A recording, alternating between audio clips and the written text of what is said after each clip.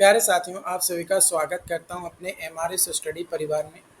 तो डियर, आज की इस वीडियो में मैं यहां पे बात करने वाला हूं। एक इम्पॉर्टेंट टॉपिक मैं लेकर आया हूं और ये इम्पॉर्टेंट टॉपिक्स आपका है पीसीसी। पीसीसी का मतलब होता है प्लेन सीमेंट कंक्रीट। तो कई बार क्या होता है कि जब हम सिविल वर्क करवा रहे होते हैं तो हमें पीसीसी की ज़रूरत होती है ना?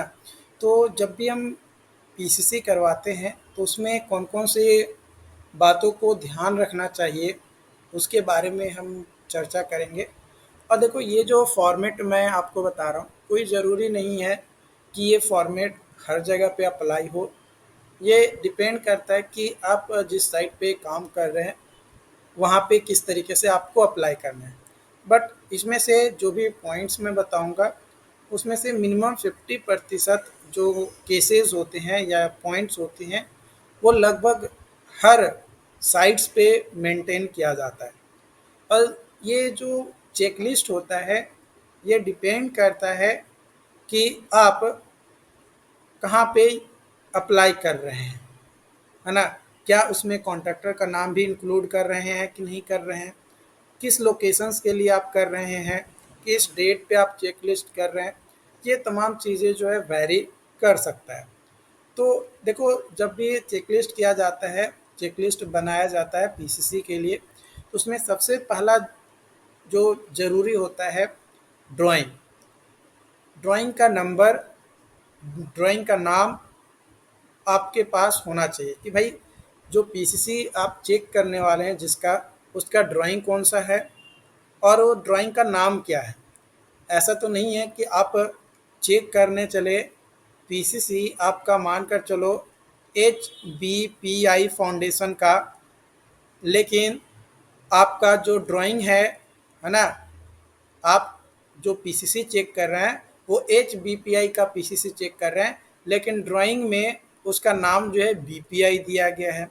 हो सकता है कि जो बीपीआई का ड्राइंग हो वो अलग हो और HBPI का ड्राइंग अलग हो। तो ड्राइंग का नाम भी ज़रूरी है और ड्राइंग का नंबर क्या है वो भी ज़रूरी है। तो ड्राइंग का नंबर और नाम ज़रूरी है जिसका हम पीसीसी चेक करने वाले हैं। तो यहाँ पे आपका जो है अ, 3 स्टेज आपको जो है देखना होता है। तो पहला जो स्टेज होता है वो होता है प्री एग्जीक्यूशन। क्या होता है? Pre execution. प्री एग्जीक्यूशन में क्या होता है कि जो पीसीसी हम करने वाले हैं उससे पहले किन-किन बातों को ध्यान रखना है। तो सबसे पहला कि good for construction drawing available, जो लेटेस्ट ड्राइंग है वो अवेलेबल है कि नहीं है। यस है तो यस पे, अगर नहीं अवेलेबल है तो नो।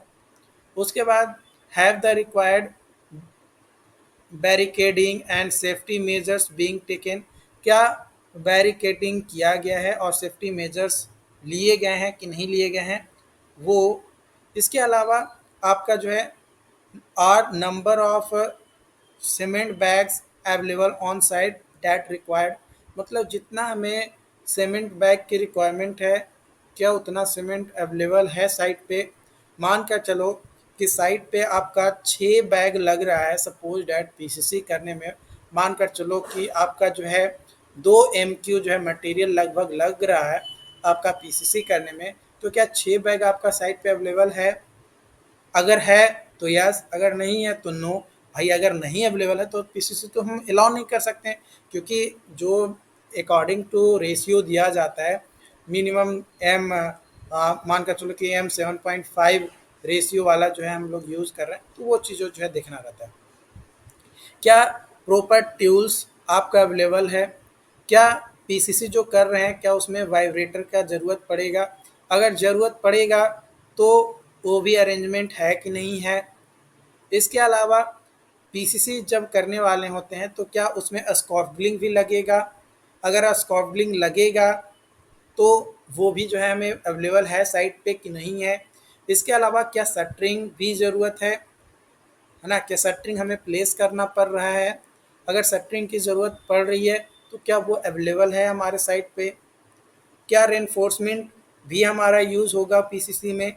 अगर उसमें रिइंफोर्समेंट की ज़रूरत है, कुछ सरिया की ज़रूरत है, कुछ भी सपोर्ट वगैरह डालने की, क्या वो हमारा अवेलेबल है कि नहीं है।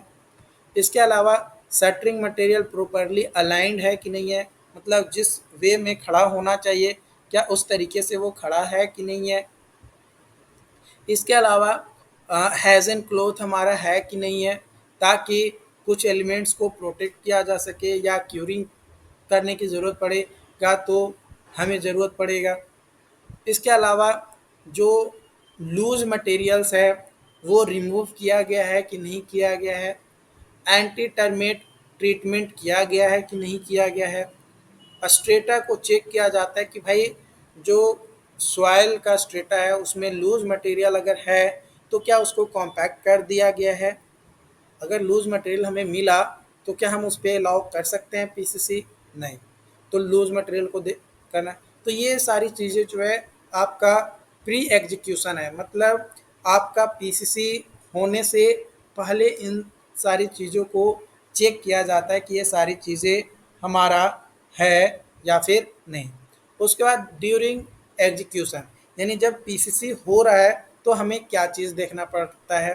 तो जब पीसीसी हो रहा है उस समय हमें ध्यान रखना है कि जितने भी लेबर्स हैं यानी वर्कर्स हैं क्या उन सभी गम बूट्स पहने हुए हैं जब कंक्रीटिंग कर रहे हैं, तो क्या जिस ग्रेड का हमने जो है मटेरियल अलाउ किया था पीसीसी के लिए क्या वही बनाया गया है कि नहीं बनाया गया है।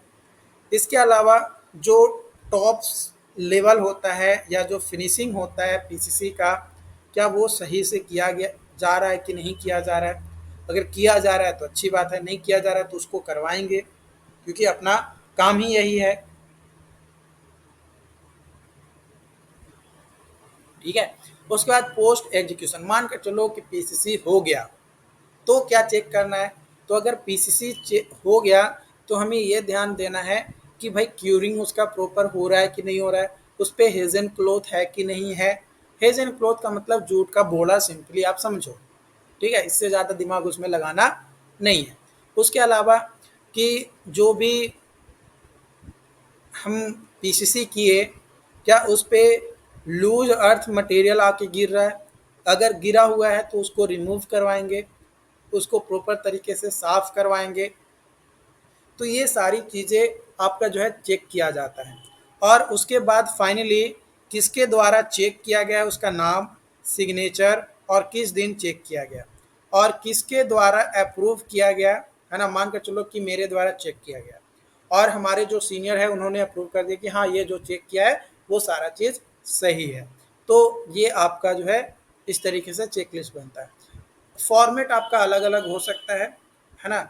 लेकिन इसमें से जो भी पॉइंट्स मैंने बताया मिनिमम 50% पॉइंट को हर साइट पे फॉलो करना नेसेसरी होता है, हर साइट पे मिनिमम 50%। बाकी अगर आप 100% इस फॉर्मेट में जो भी पॉइंट्स मैंने बताया वो पॉइंट्स अगर एग्जीक्यूट करवा रहे हैं तो और भी अच्छी बात है, क्योंकि भाई अगर पीसीसी हमारा मजबूत रहेगा तो उस पर जो फाउंडेशन डालेंगे वो भी हमारा मजबूत होगा। ठीक है। बाकी इससे रिलेटेड जो भी अपडेट्स हैं आप लोगों के साथ शेयर किया जाएगा, क्योंकि ये तमाम चीज़ें मैं आपके साथ हमेशा शेयर करते रहता हूँ टाइम टू टाइम, जो भी चीज़ें आपके लिए ज़रूरत होता है। और अगर आपको कोई और टॉपिक पे लगता है कि इस टॉपिक पे वीडियो बनना चाहिए तो आप हमें कमेंट करके ज़रूर बताइएगा। डेफिनेटली उस टॉपिक पे मैं वीडियो बनाने की पूरी कोशिश करूँगा। Thank you.